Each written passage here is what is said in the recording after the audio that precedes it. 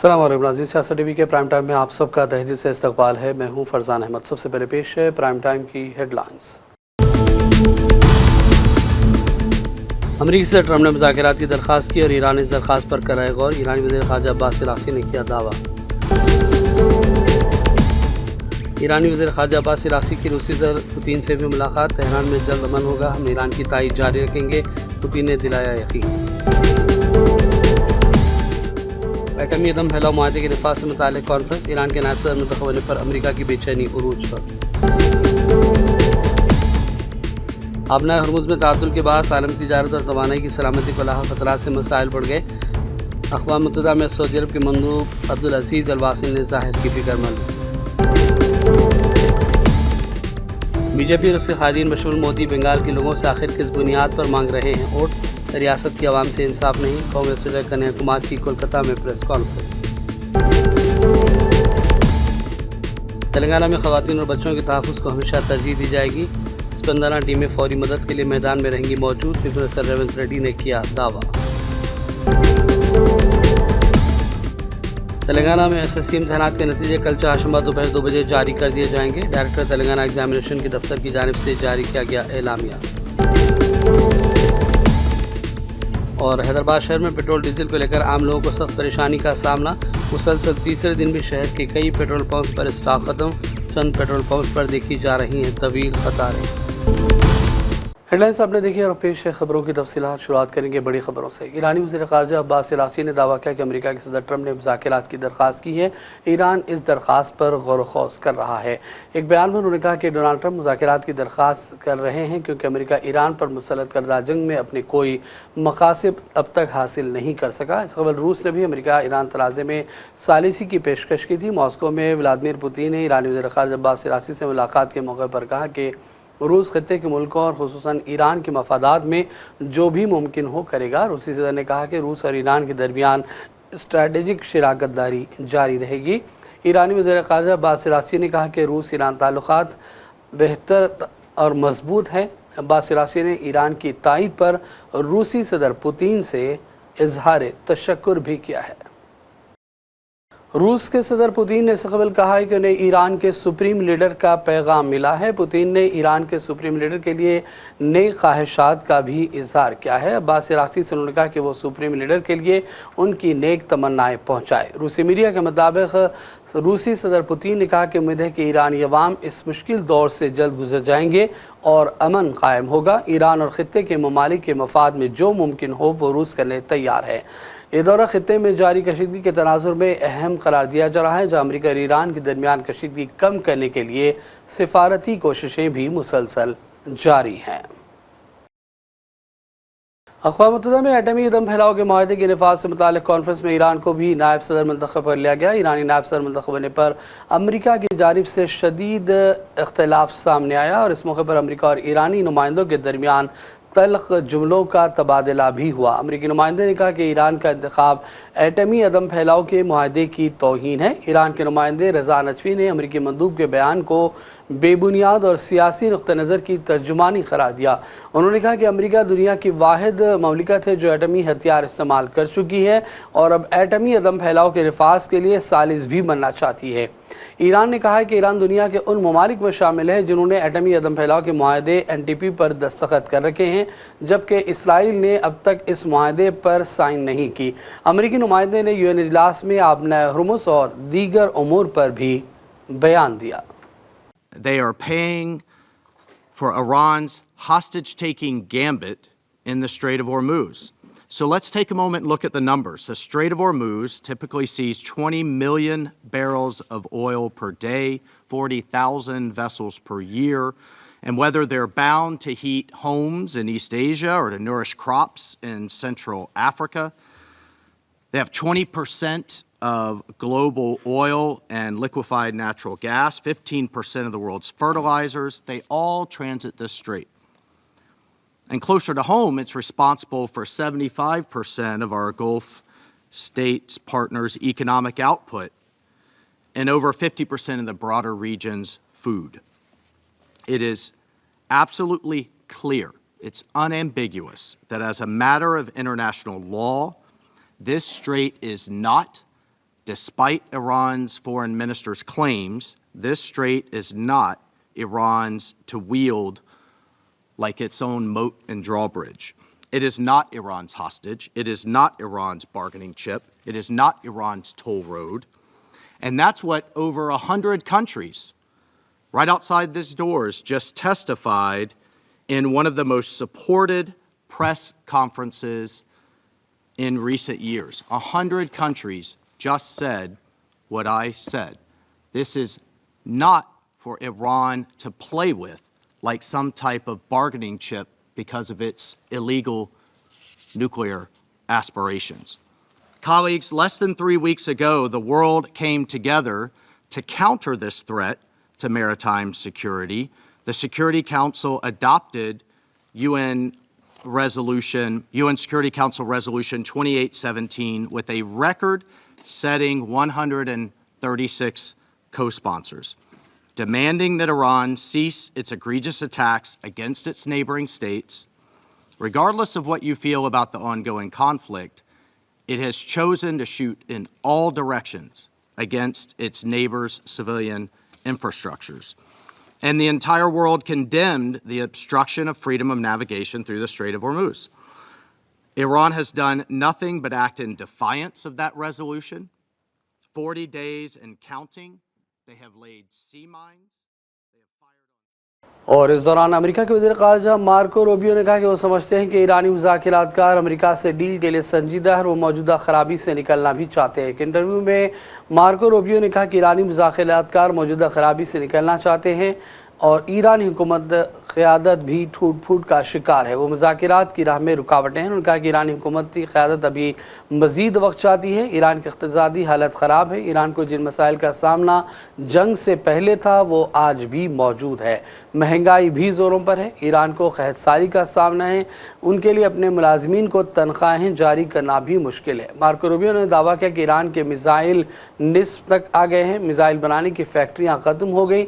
न ईरान की फ़िज़ाइया है, न ईरान की नेवी बची है। मार्को रूबियो से पूछा गया कि अगर ईरान मुज़ाकिरात नहीं करेगा तो अमेरिका का क्या रद्दअमल होगा, तो उन्होंने कहा कि फ़ैसला सदर ट्रंप करेंगे। वो तो बस इतना कह सकते हैं कि ईरान पर लगी इक़्तिसादी पाबंदियाँ गैर मामूली हैं। ईरान पर इन पाबंदियों का बहुत ज़्यादा दबाव है और वो समझते हैं कि दबाव मज़ीद बढ़ाया भी जा सकता है। और अब बढ़ते हैं चंद अहम कौमी और रियासती ख़बरों की जानिब। कांग्रेस लीडर कन्हैया कुमार ने कहा कि बीजेपी और उसके कायदीन बशमूल वज़ीर-ए-आज़म मोदी बंगाल के लोगों से आखिर किस बुनियादों पर वोट मांग रहे हैं, जबकि मुल्क के दीगर हिस्सों में बंगाल के लोगों का इस्तेहसाल आज भी हो रहा है। रियासत में नया अस्पताल नहीं खुला, नक़ल मकानी एक बड़ा मसला है।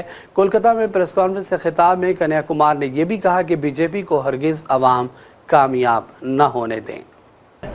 बनिस्बत कलकत्ते के लोग अलग अलग प्रदेशों में जा करके काम करने के लिए मजबूर हैं और यही बीजेपी की सरकार अगर वहां पर है तो बंगाली बोलने वाले लोगों को, बांग्ला बोलने वाले लोगों को घुसपैठिया बोल करके उनके साथ बदतमीजी की जाती है, उनका लिंचिंग किया जाता है, फर्जी मुकदमे किए जाते हैं, उनको जेलों में डाला जाता है। और वही लोग जो चुनाव से पहले कागज मांग रहे थे आज बंगाल की गलियों में घूम घूम करके प्रधानमंत्री वोट मांग रहे हैं। मैं कहता हूं कि वो यहाँ पर कैमरा लेकर के जो नदी में नौका विहार कर रहे थे वो कैमरा नहीं है, दूरबीन है।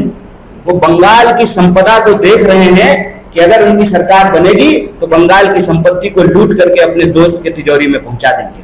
सवाल यह है कि इसको रोकने के लिए जो प्रदेश की सरकार को किया जाना चाहिए उसकी स्थिति तो मुझे यही लगती है कि एक तरीके का सूडो फाइटिंग चल रहा है।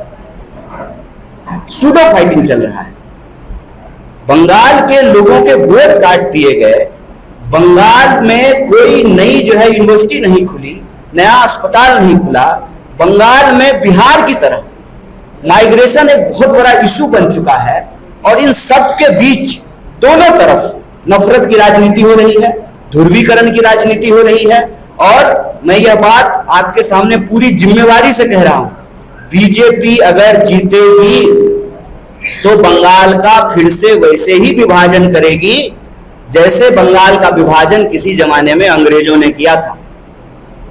और यही बात जो बार बार जो प्रदेश के जो मुद्दे हैं न बेरोजगारी की बात को एड्रेस किया जा रहा है, न किसानों के सवाल को एड्रेस किया जा रहा है। यही नदी के उस तरफ जो है हावड़ा है, हावड़ा की जितनी फैक्ट्रियां थी आज मैक्सिमम फैक्ट्रियों के ऊपर ताले लगे हुए हैं। आप बाकी शहरों को देख लीजिए, पिछले 30-35 साल में देश में कई नए शहर जो है वो डेवलप हो गए। दिल्ली के आसपास नोएडा बन गया, गुड़गांव बन गया, बेंगलोर।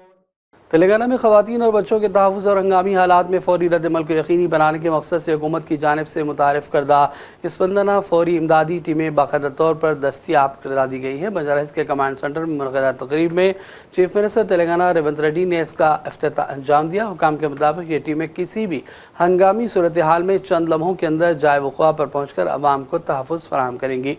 इस इफ्तिताही तकरीब में वज़रा पूनम प्रभाकर, सीताका, रुकन पार्लिमान वे नरेंद्र रेड्डी, DGP यशोधर रेड्डी और शहर के पुलिस कमिश्नर सज्जनार समेत दीगर आला ओहदेदारान ने भी शिरकत की। रेवंत रेड्डी ने कहा कि शहर में ख़वातीन के लिए बिला खौफ व ख़तर नक़्ल व हरकत का माहौल फराहम करना हुकूमत की अव्वलीन तरजीह है।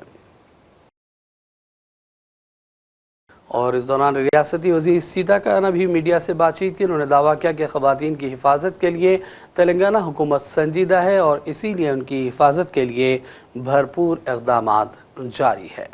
Yeah, Telangana is a women safety place.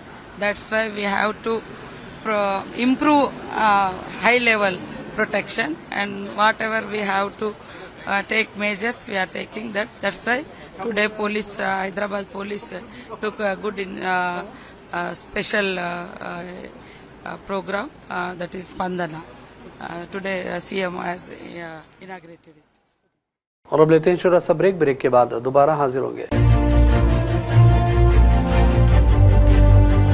अपनी परेशानियों को दूर करें। खुदा ने परेशानियों को दूर करने का अहम रास्ता जवाहरात यानी के पत्थरों की ताकत में रखा है। बिजनेस के मसले, जॉब नहीं मिल रहा है, दौलत नहीं आ रही है, बीमारियां पीछा नहीं छोड़ रही है, बच्चों के मसले, मियाँ बीवी के मसले, एक परेशानी जाती नहीं कि दूसरी आ जाती है। डॉक्टर निसार के 25 साल तजुर्बे और पत्थरों के महारत के जरिए परेशानियों का हल पाएं। राशि स्टोन्स इंडिया पर आएं और अपने प्रॉब्लम्स को दूर करवाएं और अपनी जिंदगी को असली जवाहरात की ताकत से बदलें। एक कॉल 9912-041-041 पर करें और कामयाबी हासिल करें। हमारा पता है राशि stones India, the Leela hotel के पीछे, road number 3, Banjara hills, Hyderabad. सियासत टीवी के न्यूज बुलेटिन में फिर एक मरतबा आपका खैर मकदम है। कांग्रेस लीडर सी किरण कुमार रेड्डी ने कहा कि BRS पहले TRS थी, इसलिए पार्टी की 25 साल तकरीबात का कोई मतलब ही नहीं है। उन्होंने भी कहा कि BJP कर्नाटक के लीडर तेजस्वी सूर्या की जानिब से तेलंगाना की तौहीन की गई, जिस पर KCR ने कोई रद्द-ए-अमल नहीं दिया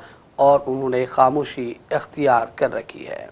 Came to their party office to celebrate their foundation day, but he was talking about issues like recent parliament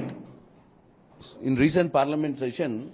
Tejasvi Surya was talking about Telangana formation, and he didn't know that we Congress MPs have raised on the floor of the House to delete the words used by Tejasvi Surya from the records, and also we on the floor and outside the parliament we have done the protest for withdrawing and also for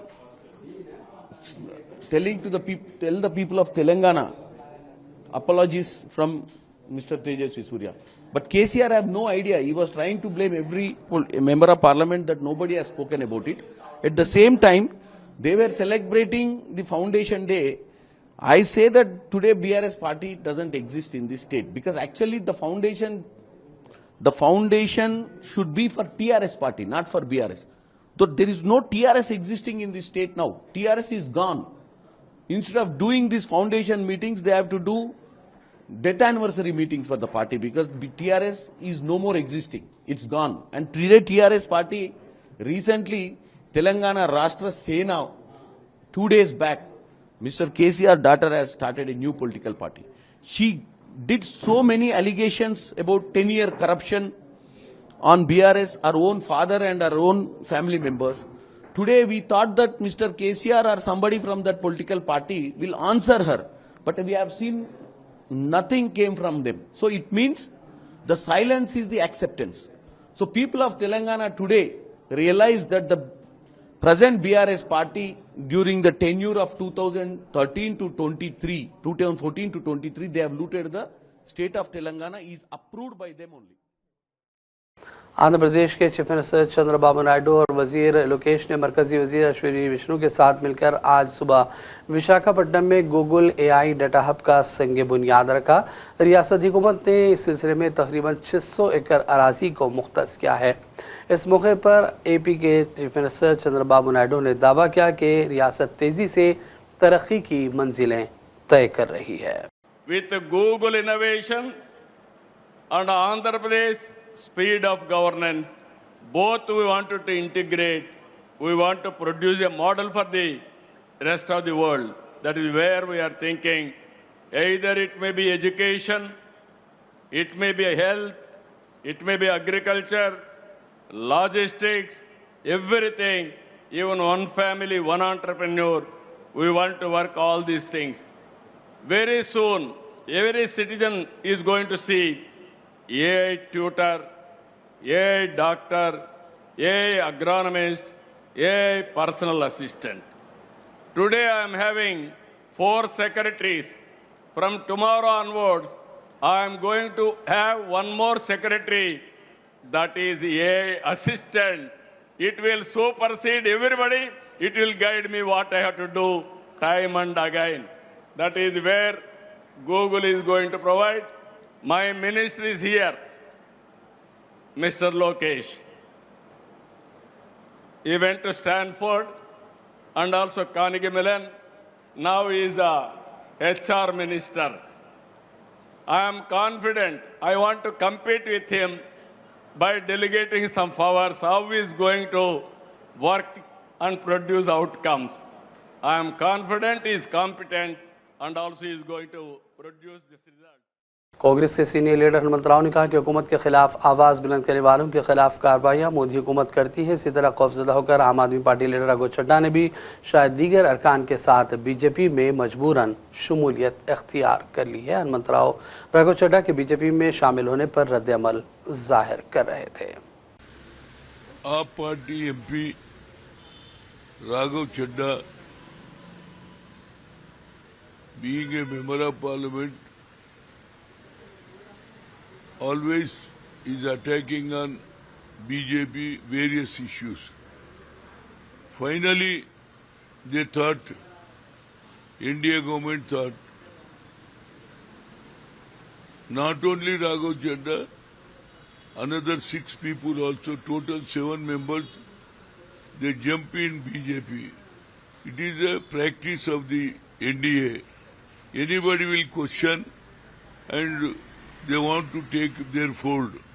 Wherever any other party government, they want to attack on that government, various cases they can put. And finally, they want to capture other MPs. This is not a democracy. It is undemocratic way the BJP is running. That's why 7 MPs immediately they joined and they are taken into their fold in the NDA. This is the new culture was adopted by Narendra Modi. He don't want any opposition. All opposition, if anybody can ask any question, so they are hook and cook. They will take it into their fold. In democracy, it is not correct. Opposition also should be there in parliament. So without any opposition, he want to run this government. That is the practice of India government. शहर हैदराबाद में ईंधन की किल्लत ने आम लोगों को सख्त परेशान कुन सूरत हाल से दो चार किया हुआ है। मुसलसल तीसरे दिन भी शहर में कई पेट्रोल पंप्स पर स्टॉक खत्म होने के बोर्ड लगे हुए हैं, जिससे लोगों को मुश्किलात पेश आ रही हैं। ज़्यादातर पंप्स पर नो स्टॉक के बोर्ड हैं, जबकि जहां पेट्रोल मिल रहा है वहां कई किलोमीटर तक गाड़ियों की तवील कतारें देखी जा रही हैं। खासतौर पर बुलंदशहर के कई इलाकों के साथ साथ चंपापेट, आयत सदन जैसे इलाकों में भी सूरत हाल ख़राब है। घंटों कतार में खड़े रहने के बावजूद पेट्रोल और डीजल न मिलने से लोग फिक्रमंद हैं और पेट्रोल पंप्स के सामने एहतजाज की भी इत्तलात आ रही हैं। दूसरी जानिब पंप्स के करीब गाड़ियों का रश बढ़ने से अहम सड़कों पर ट्रैफिक जाम के भी वाक़यात पेश आ रहे हैं। ईंधन की फराहमी कब मामूल पर आएगी, इस बारे में कोई वाज़ेह इत्तला नहीं है, जिसकी वजह से शहरियों में फिक्रमंदी है। मसरूफ़ ज़िंदगी के दरमियान घंटों पेट्रोल डीजल के लिए इंतज़ार करना पड़ने पर मुलाजिमीन भी अपनी नाराज़गी ज़ाहिर कर रहे हैं। एक जानिब हुकूमत की जानिब से वाफिर मकदार में पेट्रोल, डीजल और LPG की दस्तियाबी के दावे हैं और अफवाहों पर तवज्जो न देने का मशवरा दिया गया। वहीं दूसरी जानिब पेट्रोल पंप पर नो स्टॉक के बोर्ड्स वाज़ेह तौर पर देखे जा रहे हैं।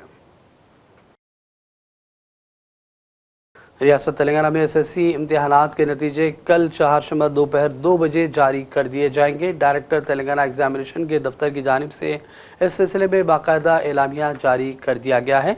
तेलंगाना हुकूमत के मुशीर के शराव नतीजे जारी करेंगे। लगभग 5 लाख तलबा और तालिबात ने तेलंगाना में रवां साल SSC इम्तिहानात में शिरकत की है। मुख्तलिफ वेबसाइट्स पर रिजल्ट दोपहर 2 बजे से मुलाहिजा किए जा सकते हैं।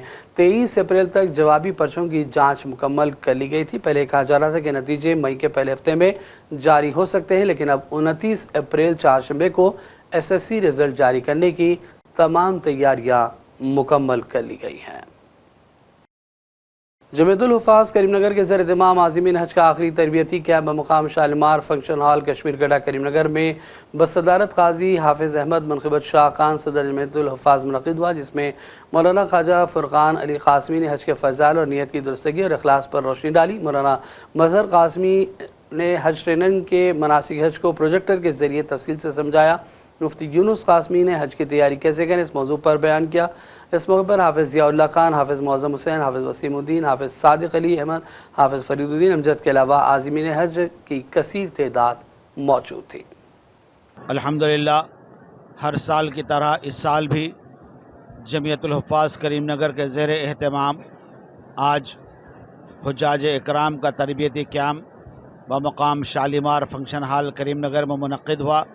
अल्लाह का करम, अल्लाह का बहुत बड़ा एहसान है कि अल्हम्दुलिल्लाह बहुत सारे हुज्जाज इकराम मर्द व ख़वातीन इस कैंप में शरीक होकर हज़रत मौलाना मोहम्मद मज़हरुल क़ासमी साहब दामद बरकातहुम और मौलाना ख्वाजा फ़ुरक़ानुद्दीन क़ासमी साहब और मुफ्ती मोहम्मद यूनुसुल क़ासमी साहब के बयानात से इस्तिफ़ादा हासिल किए और अल्हम्दुलिल्लाह जमीयतुल हुफ़ाज़ का जो इंतज़ाम रहा बहुत बेहतर रहा। मैं तमाम आज़मीन हुज्जाज का आए हुए तमाम आज़मीन हुज्जाज का शुक्रिया अदा करता हूँ और जमीयतुल हुफ़ाज़ के ज़िम्मेदारों का भी शुक्रिया अदा करता हूँ कि उन्होंने बहुत से अच्छे इंतज़ामात किए। अस्सलामु अलैकुम व रहमतुल्लाहि व बरकातुहू। हाफिज़ अहमद मनक़िबत शाह खान, सदर जमीयतुल हुफ़ाज़ और सदर क़ाज़ी करीमनगर। और अब बात करेंगे मौसम के हवाले से। तेलंगाना शदीद गर्मी की लपेट में है, जहां तेज़ धूप और झुलसा देने वाली गर्मी ने मामूलात ज़िंदगी मुतासर कर दिए हैं। सुबह 8 बजे से ही सूरज की तपिश से अवाम परेशान है। तेलंगाना में पहली बार दर्जे हरारत इन दिनों 46 डिग्री सेंटीग्रेड से तजावुज़ कर गया, जिस पर फिक्रमंदी बढ़ गई है। हुकाम के मुताबिक 27 अप्रैल को सिर्फ एक दिन में हीट स्ट्रोक से 2 अफराद की जान चली गई। निज़ामाबाद ज़िले में सबसे ज़्यादा 46 डिग्री सेंटीग्रेड दर्जे हरारत रिकॉर्ड हुआ। आदिलाबाद, निर्मल और पेदापली अजला में 45.9 डिग्री और दीगर इलाकों में 45 डिग्री से ज़्यादा दर्जे हरारत रिकॉर्ड हुआ। हैदराबाद के मुख्तलिफ इलाकों में ज़्यादा से ज़्यादा 42.5 डिग्री सेंटीग्रेड दर्जे हरारत रिकॉर्ड हुआ है, जिसकी वजह से शहर में ज़िंदगी मुतासर हो रही है। महकमा मौसमियात ने खबरदार किया कि आइंदा 3 दिन तक हीट वेव की शिद्दत बरकरार रहेगी और दर्जे हरारत में मज़ीद 1 ta 2 डिग्री इजाफे का अंदेशा है। शुमारी तेलंगाना के चंद मुकामात पर हल्की बारिश का भी इम्कान जाहिर किया गया है। और अब आखिर में हेडलाइंस पर डालेंगे एक और नज़र। अमरीका से ट्रम्प ने मुज़ाकरात की दरख्वास्त की और ईरान इस दरख्वास्त पर कराए गौर। ईरानी वज़ीर ख़ारजा अब्बास इराक़ी ने किया दावा। ईरानी वज़ीर ख़ारजा अब्बास इराक़ी की रूसी सदर पुतिन से भी मुलाकात। तेहरान में जल्द अमन होगा, हम ईरान की तायीद जारी रखेंगे, पुतिन ने दिलाया यकीन। एटमी दम फैलाव मुआहदे के नफाज़ से मुताल्लिक़ कॉन्फ्रेंस। ईरान के नायब सदर मुंतखब होने पर अमरीका की बेचैनी उरूज पर। आबनाए हरमुज़ में तातुल के बाद आलमी तिजारत और तवानाई की सलामती को लाहा खतरात से मसाइल बढ़ गए। अक़वाम मुत्तहिदा में सऊदी अरब के मंदूब अब्दुल अजीज़ अल वासिल ने ज़ाहिर की फिक्रमंदी। बीजेपी और उसके ख़ालिदीन मशहूर मोदी बंगाल के लोगों से आखिर किस बुनियाद पर मांग रहे हैं वोट, रियासत की आवाम से इंसाफ नहीं, कांग्रेस लीडर कन्याकुमार की कोलकाता में प्रेस कॉन्फ्रेंस। तेलंगाना में ख़वातीन और बच्चों के तहफ़्फ़ुज़ को हमेशा तरजीह दी जाएगी। स्पंदना टीमें फौरी मदद के लिए मैदान में रहेंगी मौजूद, प्रोफेसर रेवंत रेड्डी ने किया दावा। तेलंगाना में SSC इम्तहानात के नतीजे कल चारशंबा दोपहर 2 बजे जारी कर दिए जाएंगे। डायरेक्टर तेलंगाना एग्जामिनेशन के दफ्तर की जानिब से जारी किया गया एलामिया। और हैदराबाद शहर में पेट्रोल डीजल को लेकर आम लोगों को सख्त परेशानी का सामना। मुसलसल तीसरे दिन भी शहर के कई पेट्रोल पंप पर स्टॉक खत्म, चंद पेट्रोल पंप पर देखी जा रही हैं तवील कतारें। प्राइम टाइम का सिलसिला फ़िलहाल यही ख़त्म करते हैं। मोहम्मद फरजान अहमद को पूरी टीम के साथ इजाज़त दें। देखते रहिए सियासत TV। अल्लाह हाफ़िज़।